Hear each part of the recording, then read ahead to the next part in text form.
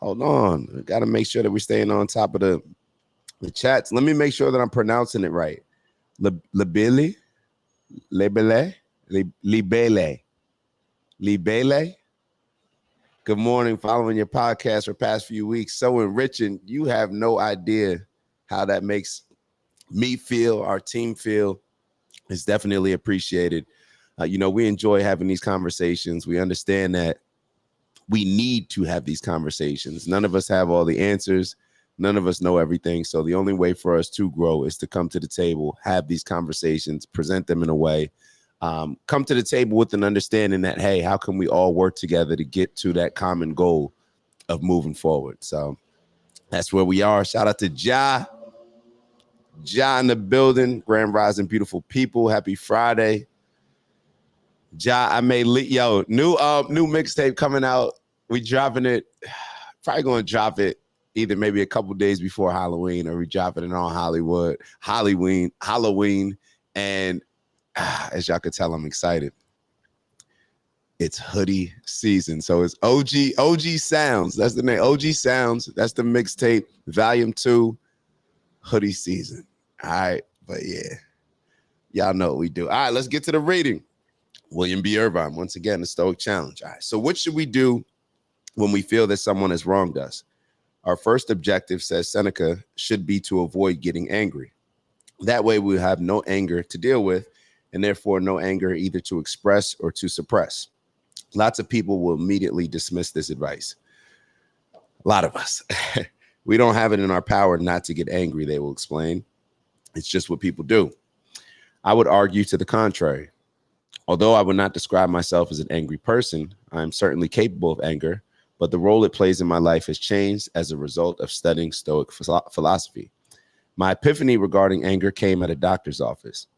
It is my custom to bring along reading material to medical appointments since doctors are often late. Doctors are always late. The doctor ended up being an hour late, and during that hour, I made an interesting discovery. Although I knew full well that I had every right to be angry at her for making me wait, I just couldn't bring myself to do so. Seneca had me convinced that it would be a foolish thing to do, that by getting angry, I would only be hurting myself. This incident demonstrated the possibility of thinking my way out of becoming angry, something I had previously thought was impossible. As a result of this epiphany, I started paying attention to the role anger played in my life. In traffic jams, I watched myself yell at the driver of other cars. They couldn't hear me, though, and even if they could, they were as stuck as I was and therefore could do little other than what they were doing. So why yell? Wasn't it because yelling made me feel better? It might indeed have done so, but only for a moment. Then my anger would rise again. I would have been far better off, I told myself, not to have gotten angry in the first place. Then I wouldn't have felt the need to do something to make myself feel better temporarily. As I continued my investigation of anger, I gathered additional evidence of the harm I did myself by getting angry. I found myself, for example, yelling at the politicians I saw on television. Wasn't this foolish behavior? And as much as they couldn't hear me, I also watched this anger I had experienced in the past rekindled within me. I would be just about to fall asleep when some wrong done to me months before would drift into my mind. Who has been there? I know I have. I would then toss and turn for a few hours and wake up crabby the next day. As a result of this investigation, I found myself getting angry about my tendency to get angry about foolish things. It was time I decided to deal with my anger issues. In particular, if I could learn how not to get angry about the setbacks I experience in everyday life, there wouldn't be much anger left to deal with. At this point, I could have done the obvious thing and started seeing an anger management therapist. Because of my exposure to the Stoics, though, I knew another option was available to me. I could take a closer look at Stoic advice on anger management and experiment with it. What I have found is that this advice has not lost its effectiveness in the 2 millennia since it was first promulgated. Let's look up that word, promulgated. Somebody look up that word, promulgated. That is why I'm sharing it with the readers. Anger.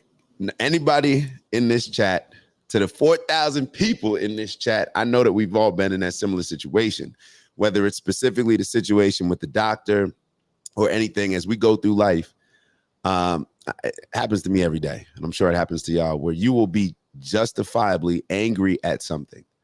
You will allow yourself to be angry at something. You have every right to be angry at something because somebody did something that perhaps should justify an angry response. However, who does it help? Who does it hurt? I think that's that question that he asked himself. Is this beneficial for me? What is getting angry at a doctor that I need to help me and evaluate me and perhaps make a recommendation on me to get healthier? How is that in my best interest to get angry at that person? What's it going to be? They know they're late. They clearly have to deal with that on their own end. And that's how we should look at a lot of stuff that other people do that allows us to get angry. Our anger should not be easily controlled by somebody else's actions, especially somebody that is in another car that we're yelling at, can't do anything to. A politician on TV, as he mentioned, you can't do anything about, and they don't care. Like, why are you allowing yourself to get upset about things to get you all riled up when you're not even affecting anybody else? So it just is what it is. However, a lot of us, I know I'll admit it, it's easier said than done. It's something for us to just continuously work on.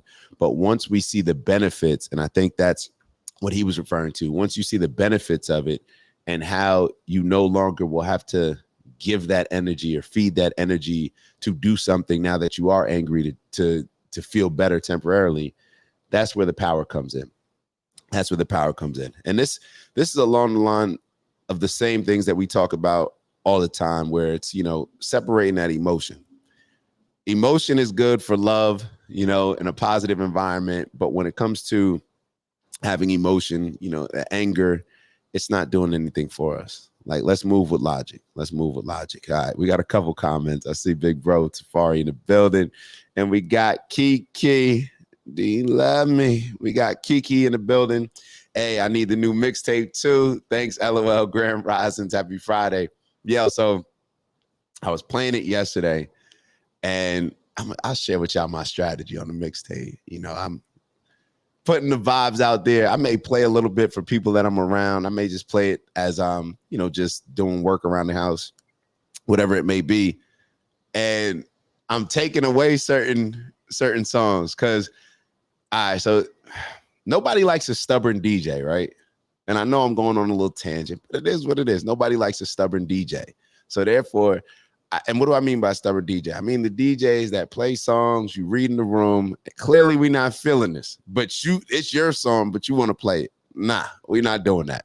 All right, so, when it comes to, my mixes I'm reading, I'm like, I thought that was going to hit a little different. It's not. Remove it. So we're working on it. It's going to be a hoodie season vibe, a little bit of rap. Definitely, I know it's going to have an R&B, a little old school, throw a couple old school tunes in there. But we just take you on a nice little journey, nice little vibe, nice little ride. So there it goes. But yeah, definitely OG Sounds Volume 2 hoodie season. I'll definitely share with y'all. Matter of fact, I may share with Kiki and the Ja a little early so y'all can give me some feedback. All right, so then we got Big Bro in the building. Safari, because it makes me feel like I'm venting. Yeah. Yo, real quick. I was on the phone with my pops yesterday, just thinking about your comment, Far. I was on the phone with my pops, and he was telling me, I was like, yo, how's your day? How was your day? It was at night. And he was like, oh, this happened. And I'm like, I was just on the phone. I'm like, did anything good happen today? And he kind of giggled because he knew what I was doing. He knew what I was saying. And it's like, dang, you complaining a lot, but like, yo, like maybe look at it from a different angle or maybe a different perspective. I don't know, neither here nor there. But I don't know. When we're just being negative, we got to have some good people in our life to kind of say like, yo, everything you just said about your day was negative. Like, I'm sure there were some great things. And if not, maybe you should figure out a way to think about them or do some stuff before you go to bed. But it is what it is. Okay, Kiki, promulgate. Promulgate. Promote or make widely known an idea or cause. Okay, so why he ain't just write that? Promulgate. Nah, we learning new words. Aunt wrote, LOL, Taff, you a problem. You a problem. All right, let's get into this show.